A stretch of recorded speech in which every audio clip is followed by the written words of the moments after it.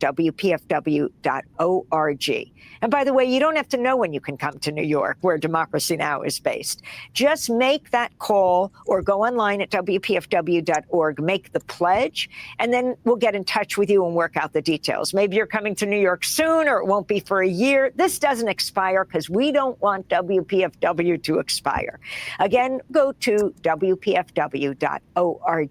And thank you so much. Hi, I'm Danny Glover, and you are tuned into WPFW Washington, your station for jazz and justice.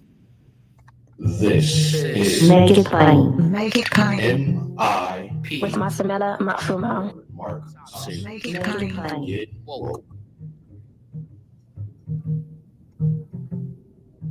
Welcome to another edition of MIP on 89.3 WPFW-FM Pacifica Radio. Glad to be here with you. As always, Reverend Mark Matsamela here with you. So much going on. And first of all, I know you just heard Joni's show, and we all lift up the name and the memory of Assata Shakur and all she represented. Her resistance, her freedom fighting, and we lift up all those who defended her and stood with her over the years. What an example she set. So we lift her up and say Ashe. We are, and obviously those who still want to share comments on there, 202-588-0893, 202-588-0893, as we do think about and lift up the memory of Assata Shakur. We want to talk about some of the important matters before us today, both on Capitol Hill and actually in Virginia as well, because there's a gubernatorial election coming up. Joining us now, a dear friend and colleague in the media, Black Press USA.com, also the host of her own show and her own newsletter. We'll let her tell you all about that, though. Lauren Victoria Burke. Lauren, how are you? Welcome back to Make It Plain. How are you, dear sister? How you doing, Mark? Thanks for having me again. It's a pleasure to have you. First of all, let's talk about the Hill. You're the Capitol Hill correspondent, in fact, for BlackPressUSA.com. What's going on with the continuing resolution and what seems to be an inevitable government shutdown?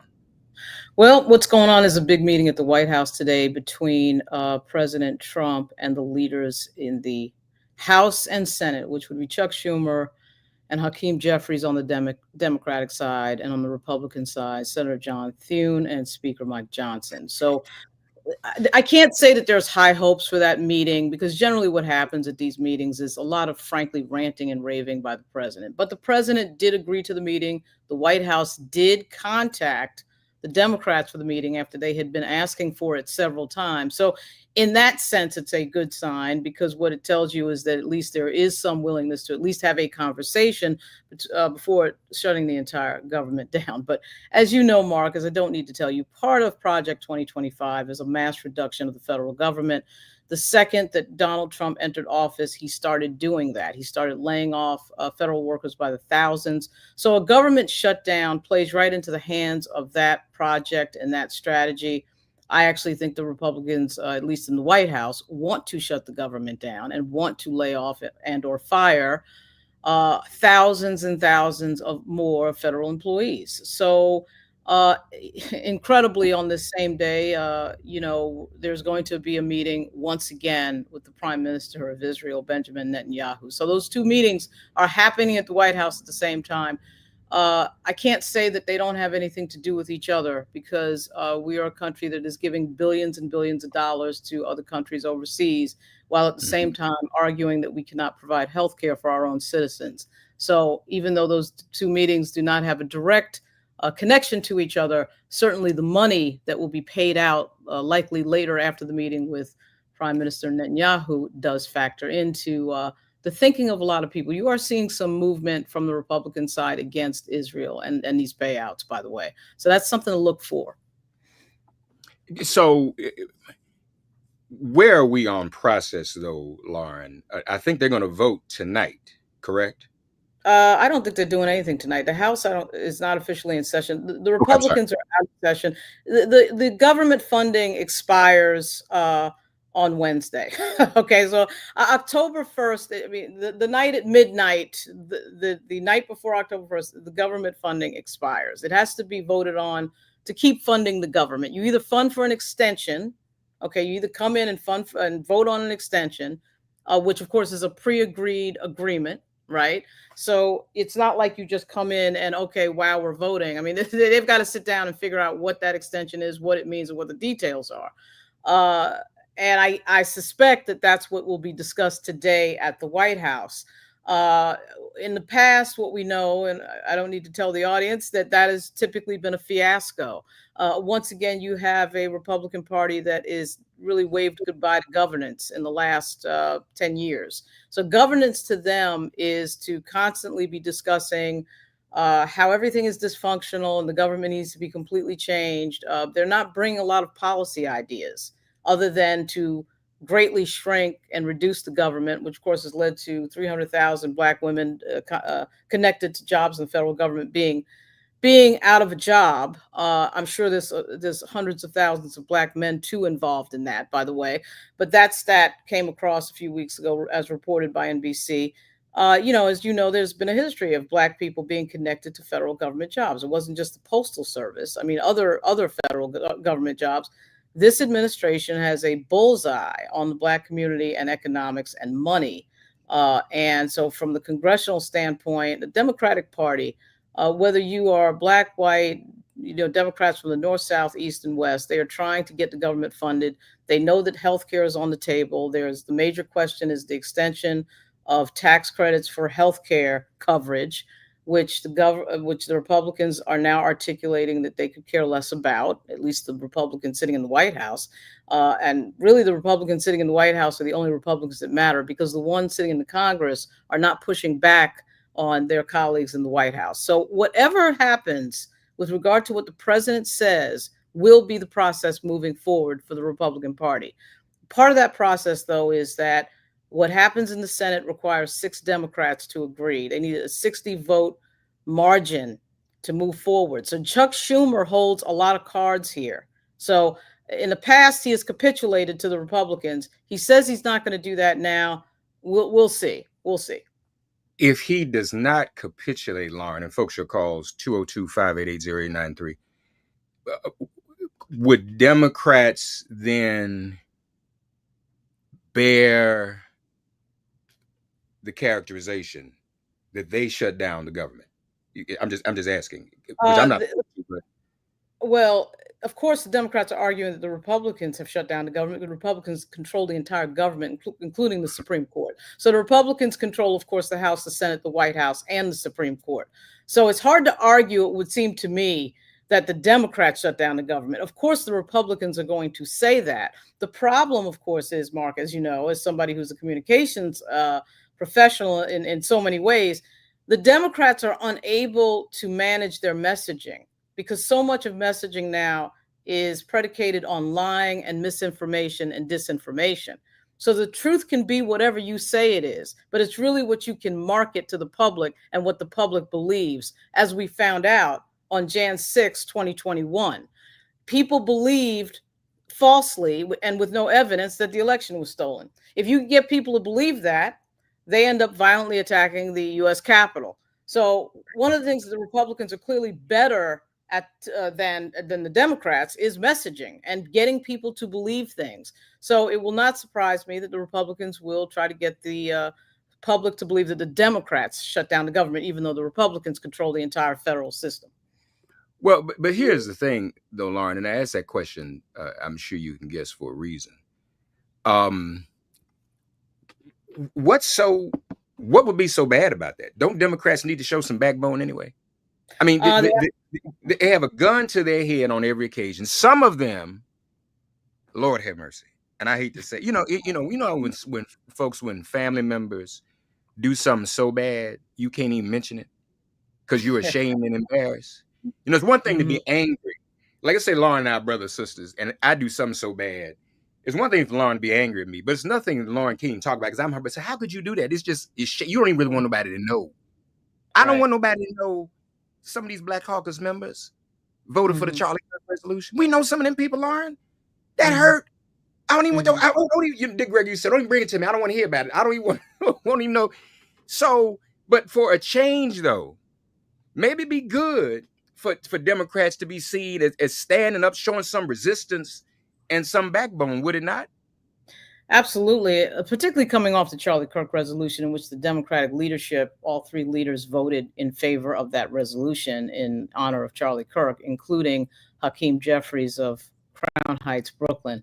The reasons for that and the way that this looks is I think not as complicated as some of these leaders in Congress think. I just think sometimes what happens is people are hanging around with the same 3 aides that they have in their office and listening to them and not realizing what it looks like when they make a decision. Okay, so the week of the Charlie Kirk resolution was the week where the leadership in the Democratic Party in the House told their members to talk about health care, to talk about the fact that health care was going to be cut if the government was not funded, that there was going to be a big disaster, which there will be if those tax credits are not continued. People's health care premiums are probably going to double in the case of hundreds of thousands of people. So, what happens there is they get wrapped around the axle on that. Then they have a caucus meeting in which a member gets up from Rhode Island, who happens to be trans, to argue that if you don't vote in favor of the Charlie Kirk resolution, which of course was worded in a political way that sort of avoids all of the racism and all of the misogyny of Charlie Kirk's statements and just wants to talk about political violence. Well, no one I know of that I've talked to in the House, whether it be a MAGA Republican or a liberal Democrat, is in favor of political violence. Okay. And I talked to Marjorie Taylor Greene. I talked to some of the people who are on the far right. And nobody is for political violence. So that never really actually needed to be voted on in the first place.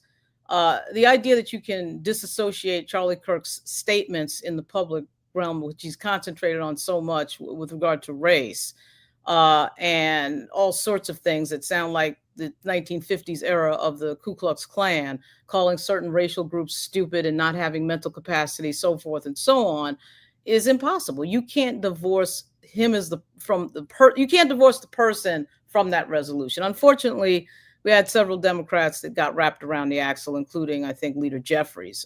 So what ends up happening is, the party looks as if they can't stand for anything. There is an open question, unfortunately, about what the Democratic Party actually stands for.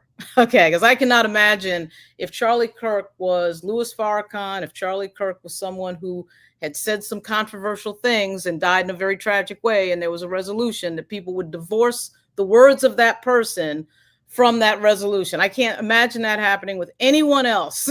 So I'm very, although most of the CBC members, as I wrote in Black Press USA, voted against the resolution. They were leaned on very heavily by their leadership. Many of them were told to, quote, take a walk and disappear into the cloakroom and don't vote. And to their credit, most of the CBC members overwhelmingly voted against the Charlie Kirk resolution, to their credit in terms of not listening to their leadership and what the leadership gets, confused by, which is typically polls, by the way. So that was a very interesting moment. I think a very telling moment for the Democratic Party. Yeah. It most certainly is. 202-588-0893. Folks, if you've got calls and questions for Lauren. Lauren is the Capitol Hill correspondent for blackpressusa.com. And tell us the other things that you're involved in, Lauren, your show, your newsletter, all of that, please. Well, I've got a newsletter I own called Black Virginia News that I founded in 2022. So I cover Virginia news, not just politics, but often sports. We have Michael Vick down at Norfolk State, so I'm talking about him a lot, and that's very exciting for Virginia. And then I have a show that I just started on YouTube called Lauren Live, which is on my YouTube channel, which is Lauren Victoria Burke. It's fairly easy to find, and I'm Roland Martin from time to time. Had a great time this weekend, as I'm sure you did, Mark, for CBC Week. A very interesting collision of sequin and very heavy issues sitting in the background for the Black community, to say the least. We found ourselves at a time that really matches the era of Woodrow Wilson. Or maybe after the Civil War, maybe matches after the Civil War, the Redeemers. What I think we're watching is the second coming of the Redeemers, actually. Yeah. The period of redemption. Mm-hmm. Yep. It was strange, and I couldn't stay all this weekend. I had another speaking engagement, but it was a different kind of vibe. You know, whenever you have John Kerry once described the CBC Annual Legislative Conference as the most glittering event every year in all of Washington. And there's probably no doubt about that. But it's kind of like Frankie Beverly's song, Joy and Pain. And it was a little, I mean, it's good to see everybody. It was a little hollow. And, you know, and we've been in Washington a long time. Once you've been to one CBC conference, you've been to all of them. But it's hollow when you don't have power and when you are dealing with people who are literally trying to take you out every day and celebrating the Charlie Kirks of the world. So I don't know. I was there. What was I there? Friday. It was strange. It was a little bit different. I was there Thursday and Friday. Yeah, I mean, it was strange. I mean, I think there's an open question for all involved, whether you're an elected official or a leader of a legacy civil rights group in particular, not to say that our new civil rights group can't answer these questions, but the question is, what is the strategy to protect the Black community? That is the question. To me, if I'm not at a panel discussion that's not going over that, I'm either walking out 5 minutes in or not walking in at all. There were some discussions that got to that. But, you know, we have a situation in Virginia where we have two people running for governor that aren't answering any of those questions. And that is problematic because this is now, particularly for the Democratic candidate, the former Congresswoman Abigail Spanberger, because it is not enough to stand up in front of an audience and say things like, I want to protect affordability. The federal government is attacking the Black community on a daily basis, not just history, not just perfunctory or performative things. They're attacking the money. They're attacking any grant program. You know, there's a grant program for prenatal care. Let's pull the money. I mean, they're pulling money on things that aren't even really all that political, you know, but anything that has any sort of indication that it might help someone Black or brown for that matter too, they are cutting the money. They're very specific in that. So the question becomes on the state level in particular, what are our elected officials doing and what are our legacy civil rights leaders doing? And they have been stone silent. I think in part because corporate money and corporate buy-in has greatly compromised the power of a lot of these civil rights groups to the point where they're not saying anything. I mean, you can't go through life not offending anybody. And in fact, not offending anybody is probably a sign you're not effective, quite frankly. I mean, somebody's got to get pissed off. You've got to take a stand. And as they say in the 60s, this is a time for choosing. Whose side are you on is the question. So there's a lot happening that is under the surface of celebration. And as somebody who has partaken in many of these events, I mean, it is inescapable, the state of play for Black America right now. Yeah. 202-588-0893. So, folks, Lauren is there on the Hill and reporting on the Hill just about every day. We'll see what comes of this. One. Two, we got to talk about Virginia and this gubernatorial race. First of all, Virginia continues to be a very bizarre state. If for no other reason than that, you know, that a governor cannot concede oneself. Cannot succeed oneself. Talk to us about the race there and how that's shaping up between Spanberger and Winsome Earl Sears, Lord have mercy. Well, Winsome Earl Sears is the sitting lieutenant governor, the first Black female lieutenant governor in the history of the Commonwealth of Virginia. We only had 3 Black lieutenant governors, the first being L. Douglas Wilder, and the second being Justin Fairfax, who, full disclosure, I worked for as his communications director, and now the third Republican, Winsome Earl Sears. She is running for governor, which is, you know, that's sort of automatic. When you're lieutenant governor, you're running for governor in Virginia. And her governor she ran with pulled off a dramatic and really actually stunning victory in 2021, who's now the sitting governor, Glenn Youngkin. She's trying to ride partially on his coattails. He has been very supportive. He's been in ads. He's been at events. He is definitely assisting Lieutenant Governor Sears to win. He's not been a ghost or anything like that. But it is a difficult race in the climate where you have a backdrop of Donald Trump in the background for any Republican. She is not expected to win. Winsome Sears is expected to lose. The favorite in this race is Abigail Spanberger, who has been ahead in the polls, ahead in every poll. I haven't found one poll that she hasn't been ahead in, and I've been sizably ahead by 10 points, by 5 points, by 7 points, hitting 51 and 52% in one poll. So, I mean, it is Abigail Spanberger's race to lose. She's a former member of Congress, a former CIA agent. The problem with the race, though, is that there is no articulation with any specificity on issues by either candidate, with the exception of Winsome Earl Sears' obsession with trans issues with regard to who uses what bathroom and whether or not a biological male may or may not be disrobing in front of girls in a locker room. That's what she's talked about most, more than anything. And I can tell you, as somebody who has knocked doors and been with people who've knocked doors, these are issues that generally do not come up at the door. Okay. When you knock doors or talk to people who are blue collar in Richmond or Hampton or Norfolk, what they bring up is bread and butter issues that have to do with money, things like the car tax. Virginia has a car tax, which is annoying for everybody, Democrat and Republican. It does so happen that Winsome Sears is pushing the end of the car tax in Virginia.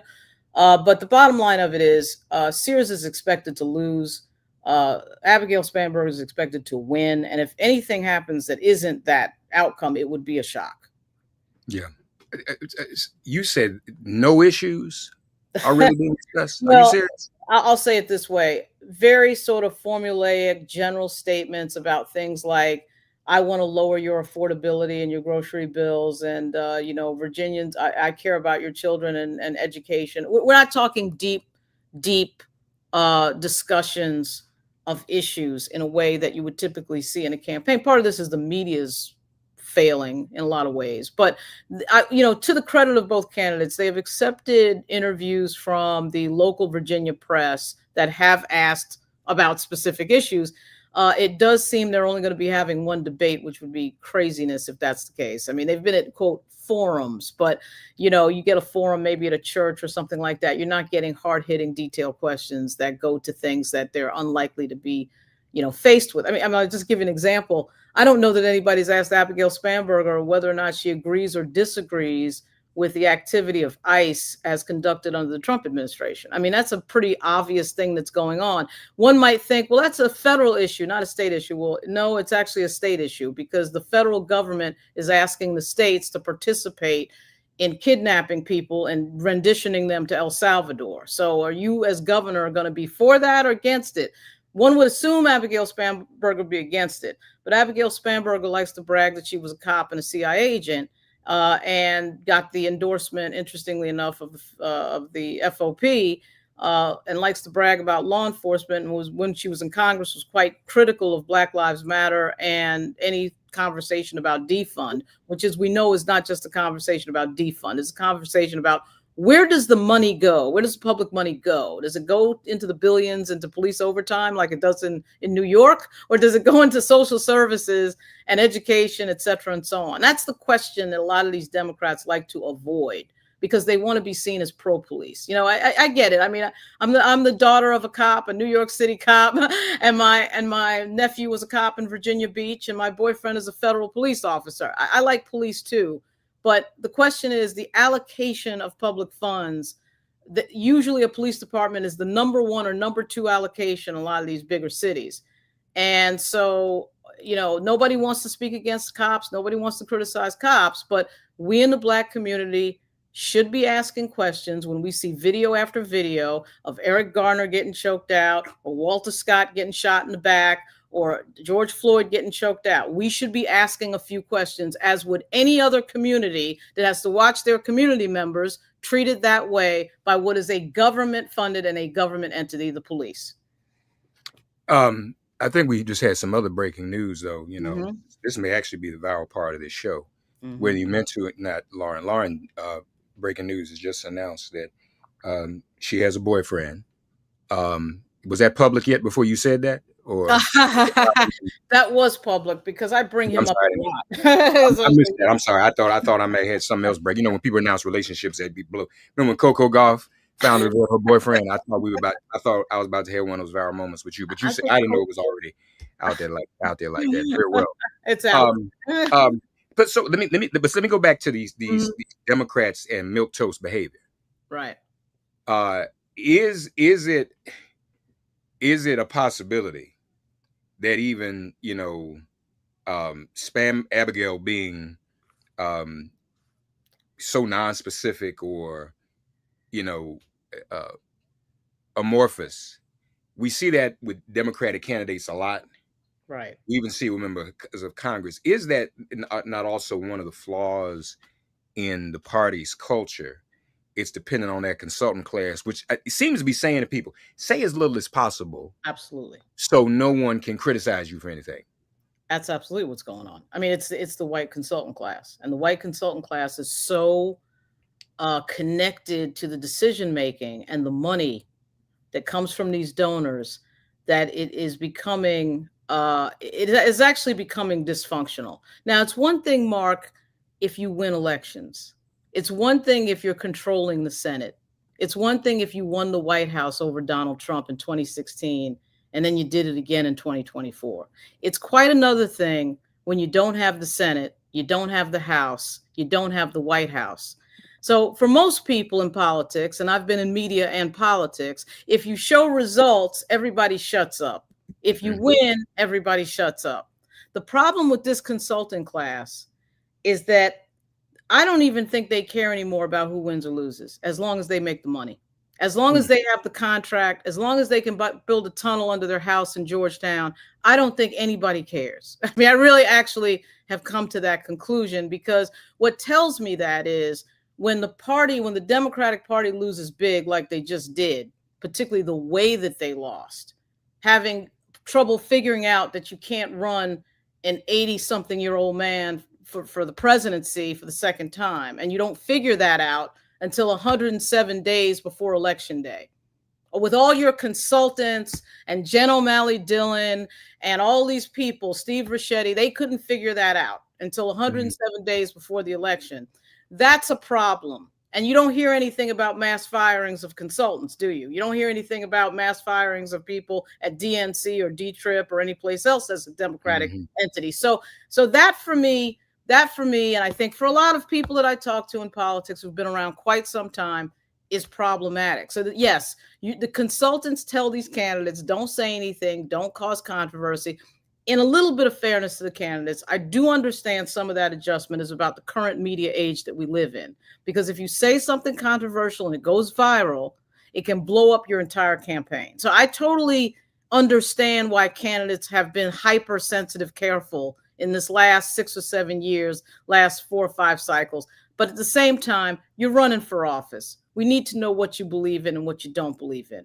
And hiding that is problematic. And for the Democrats, it is fatal. You'll notice on the Republican side, they're not hiding what they believe in. I want to fully fund Israel. I want these Mexicans out of the country. I want ICE to be funded into the billions. They're telling you what they believe in, whether you like it or not. It's the Democratic Party that remains a mystery, and that is problematic. Yeah. You're absolutely right. 202-588-0893, 202-588-0893. Talking about the Virginia governor's race, talking about the continuing resolution.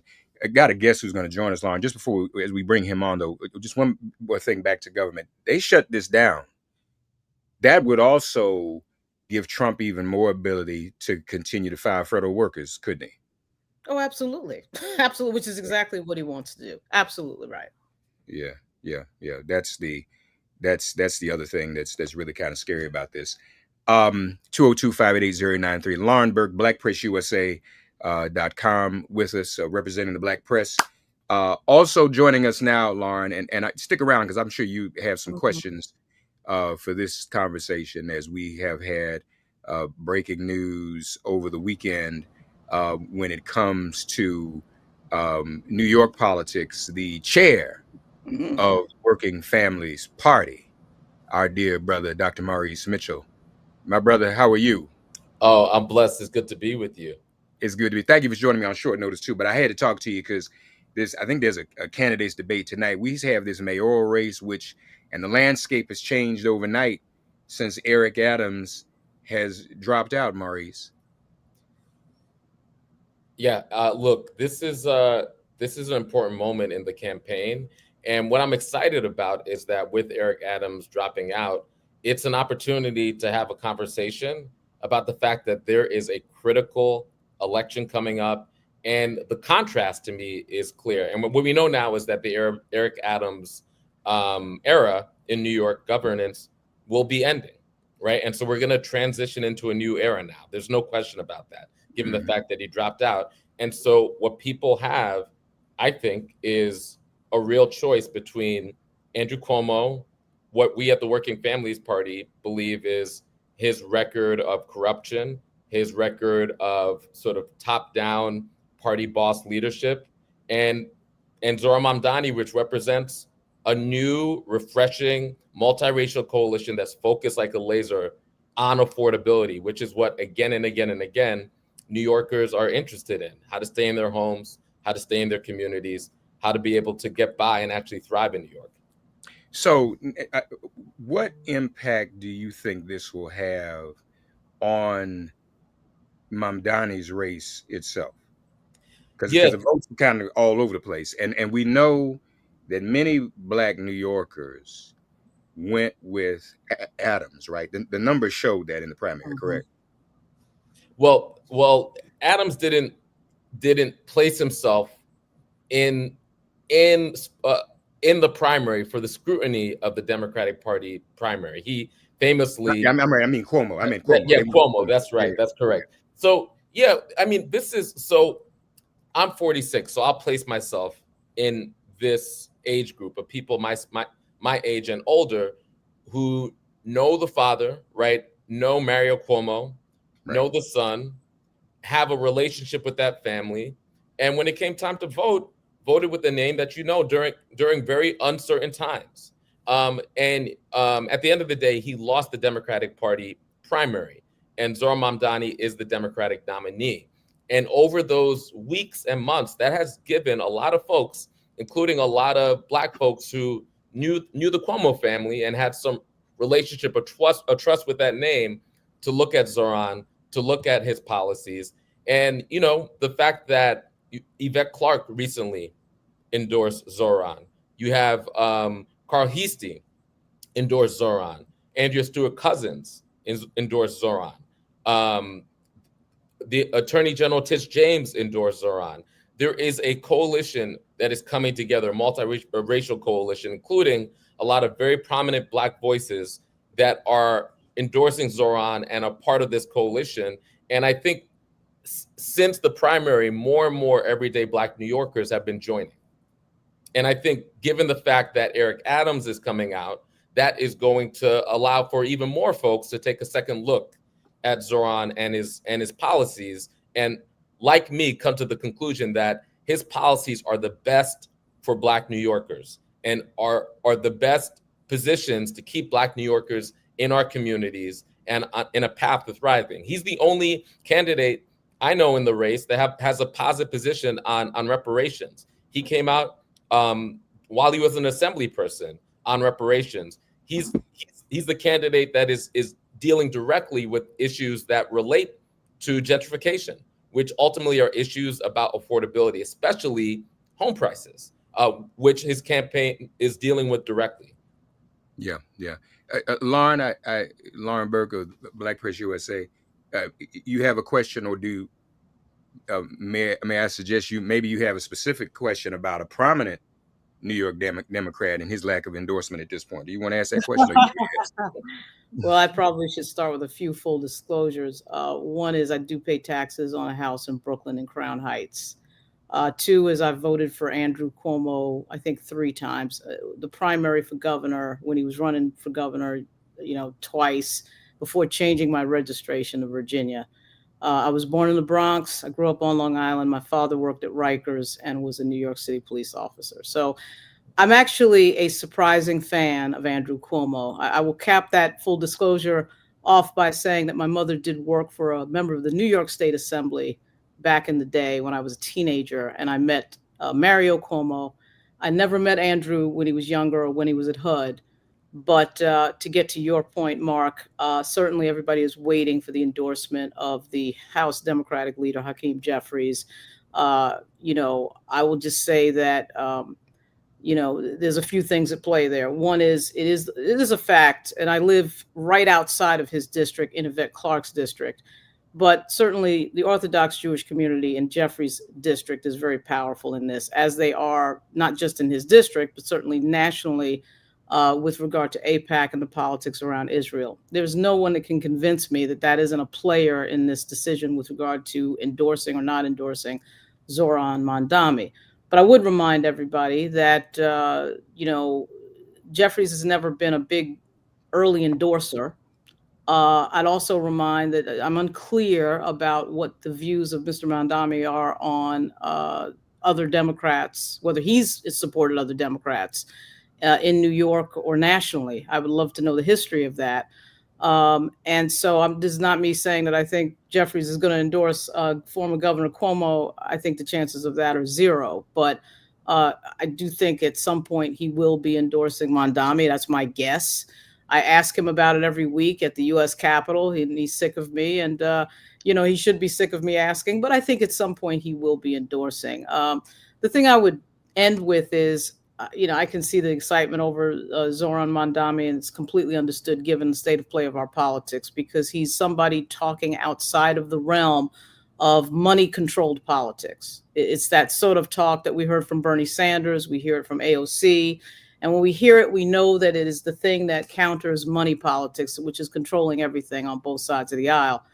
At the same time, I do think the Democratic Party, and I'm just saying this as a former person who's worked in the party, as well as a journalist, the Democratic Party needs some ass kickers. They need some people that you don't necessarily want to hang out with at dinner. Okay, Andrew Cuomo is that person. I fully recognize where Billionaire Row is. On upper, you know, in upper Manhattan. I know what Billionaire Row is. I know that Andrew Cuomo is connected to these people in a way that is not the greatest thing in the world. And I also realize that this is capitalism, and this is the way capitalism works. We live in a survival of the fittest society. And I think that clash of the titans is about to happen in the city of New York. Believe me, I'm tempted to change my registration to participate. But I'm in New York and Brooklyn enough to see it close up. And this is going to be a very interesting vote. I think Mandami wins, but it's going to be an interesting thing to see what happens after that. I know it's a lot, Maurice, but here you go. Well, let's start with the Hakeem Jeffries piece. Is that really what's going on, Maurice? The constituency? Well, how did Mamdani do in Hakeem's? He did well in Hakeem's district, actually. Zoran Mamdani did excellent in Hakeem Jeffries' minority leader Hakeem Jeffries' district. And look, I can't peer inside of Hakeem Jeffries' heart or his mind to understand what the calculus is. However, what I will say, you know, Lauren, I couldn't agree more that moneyed politics informs and has captured American politics, both the politics of the Democratic Party and the Republican Party. And often, putting the specific decisions of Hakeem Jeffries aside, often when you look at the decisions of a elected official, and it's kind of head scratching, when you understand the power of AIPAC, of AI, of crypto, of the real estate lobby, of the pharmaceutical lobby, it all begins to make sense, right? Absolutely. And you know, I think, look, I've always, you know, I represent the Working Families Party, and we often engage in primaries, grassroots primaries of folks who don't come from the moneyed sort of pipelines into politics. And when our candidates lose during a primary, I often hear, vote blue, no matter who, from folks who represent the, you know, the maybe corporate or more wing of the Democratic Party. Well, if that's true then, it's true now. And it's interesting to see those same people lose their fire around the vote blue no matter who principle when it happens to be Zoran Mamdani, he doesn't represent those interests. And so I find that to be very, very fascinating. And I think, look, at the end of the day, I hope that Minority Leader Jeffries will have conversations with Nydia Velasquez and, Yvette Clarke and Andrea Stewart Cousins and Carl Heastie and Attorney General Tish James and many others who've come to the same conclusion that I have, that Zoran Mamdani represents the future. He's the Democratic nominee. He is the only candidate that we know that will provide a vigorous fight against Trump and isn't compromised by Trump. And the only thing I would say is, like, yes, Andrew Cuomo is, most people understand that Andrew Cuomo has earned the title, the Dark Prince of Democratic politics for a reason, right? And, there could be an argument that, like, all right, we send our bully up against their bully. However, we also know that he's compromised. And that creates, I think, a problem where we need a mayor of New York when the federal government Trump is going blue city by blue city to invade blue city by blue city. We need a mayor that won't be compromised and will be willing to put up a fight. Yeah. Folks, let's get some calls in. 202-588-0893. Maurice Mitchell, chair of the Working Families Party. Lauren Burke of BlackPressUSA.com, Capitol Hill correspondent, also covering much of Virginia, all of Virginia too, as well. Caller, God bless you. You're on the air. What's your name?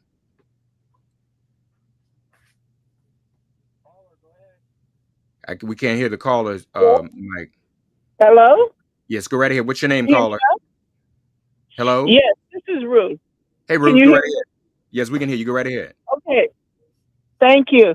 I just wanted her opinion on, the rhetoric now is if a budget is not passed, then mass firings and layoffs will begin.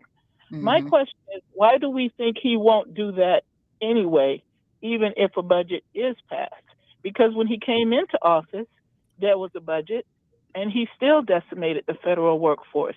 So why do we not believe that whatever budget is passed, he will take the funds and do whatever he decides to do with them, regardless of what the actual congressional budget is passed for? Because as we know, his colleagues on the Republican side are not going to stand up to him.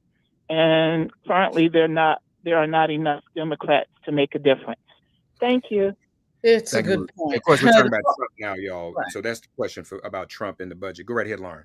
No, it's a good point the caller makes. And I saw Wes Moore last week at an event that Punchbowl News did last Thursday during CBC Week. And he made a good point, which was that in Maryland, we're in a shutdown right now. What difference does it make, right? Because, of course, the Trump administration makes decisions on funding, even if it's FEMA relief or anything else, based on whether it's a blue state or a red state.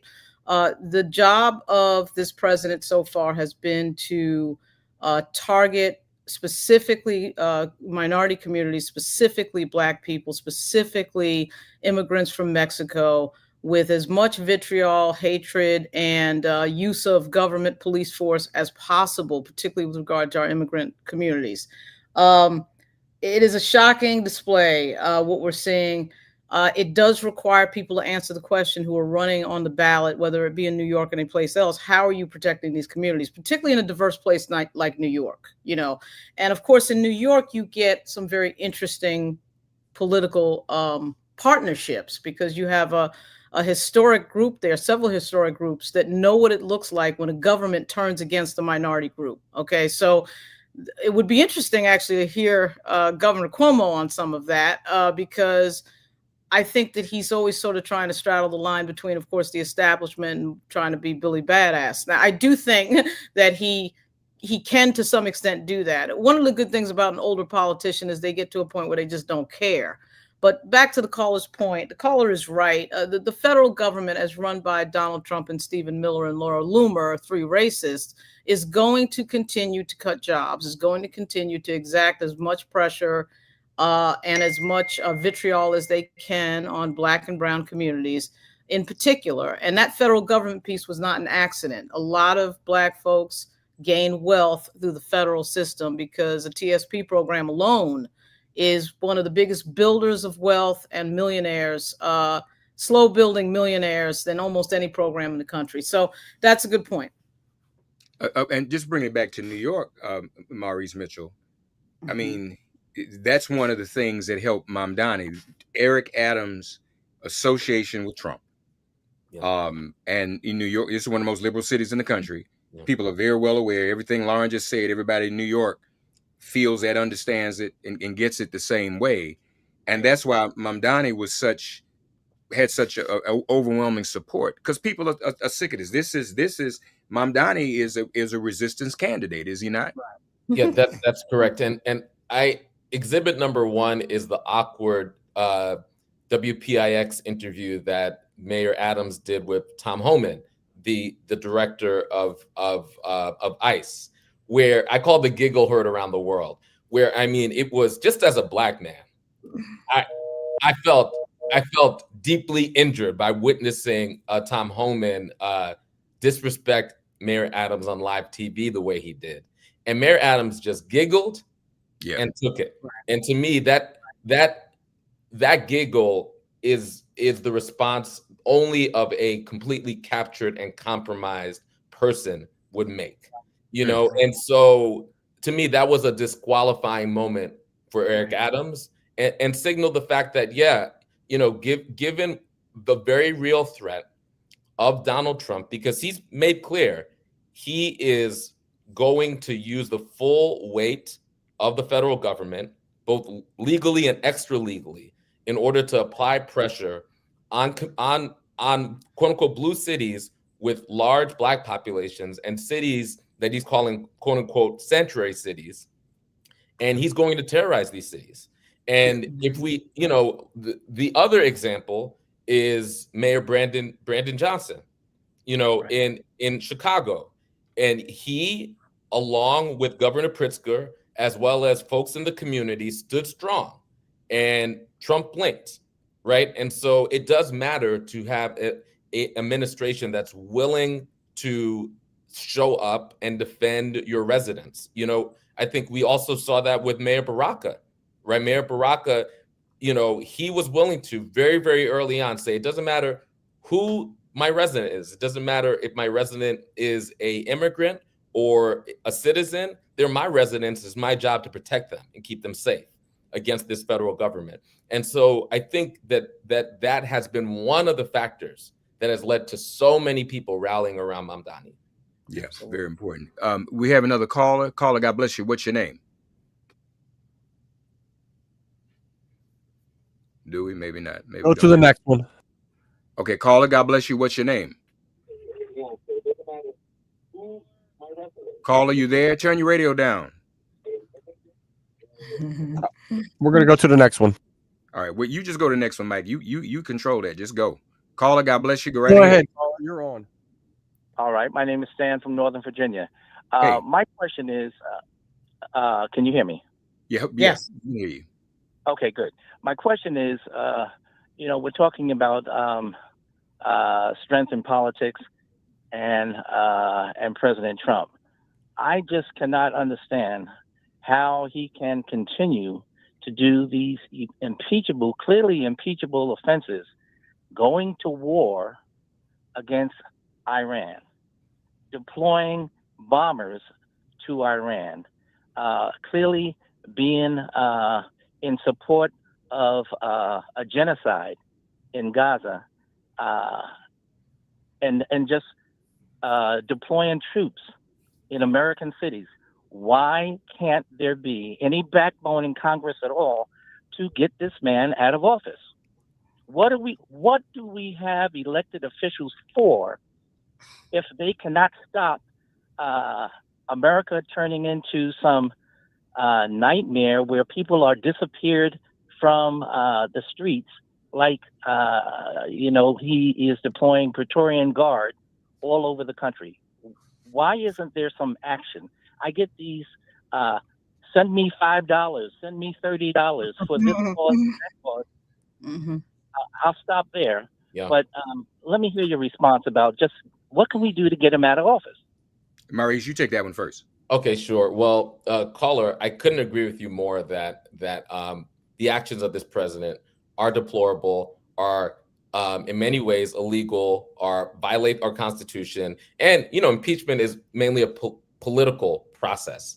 And the president, his party has a majority in both houses. They had an opportunity after January 6th to do the right thing. They chose not to, which shows you how captured the politicians in his party are, because many of them understood the same thing that you understood. But you asked another question, which is what we need to do today.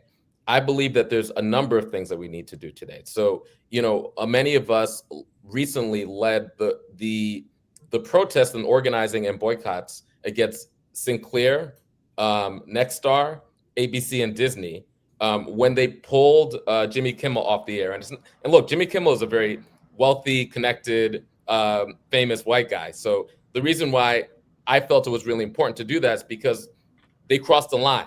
And if we did not show up now and apply pressure where it matters the most, often it matters with corporations and their corporate backers with their profit margin. And they needed to feel the heat, and they felt it, and then they backed down. And I think we should draw some lessons around the immediate things we need to do and look towards elections.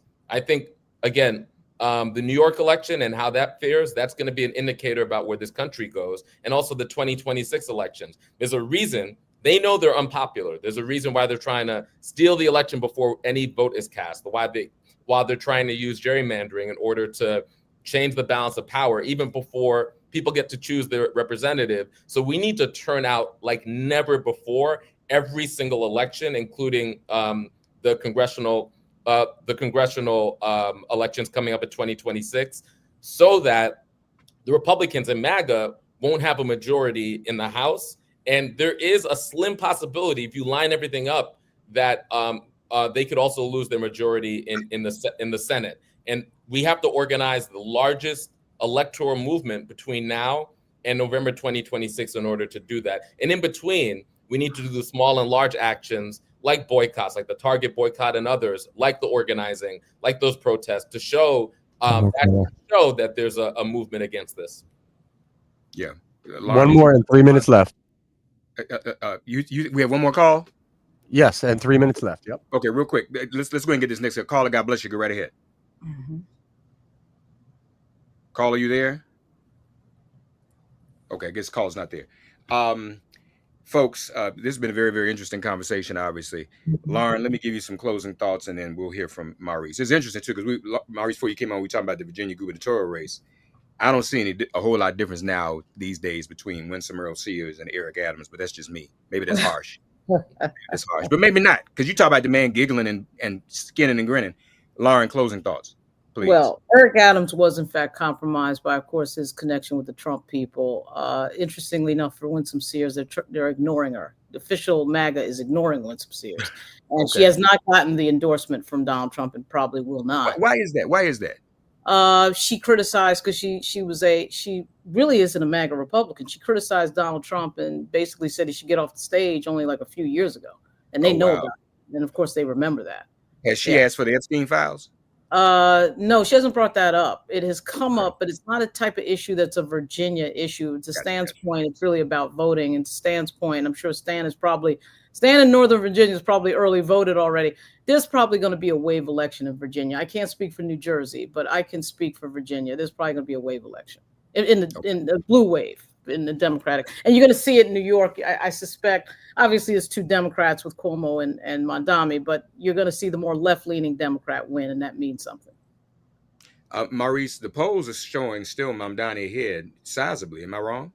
That's correct. He's still double digits ahead, even with Eric Adams leaving the race, right? And that, to me, is an indication of the campaign that he's run from the very, very beginning.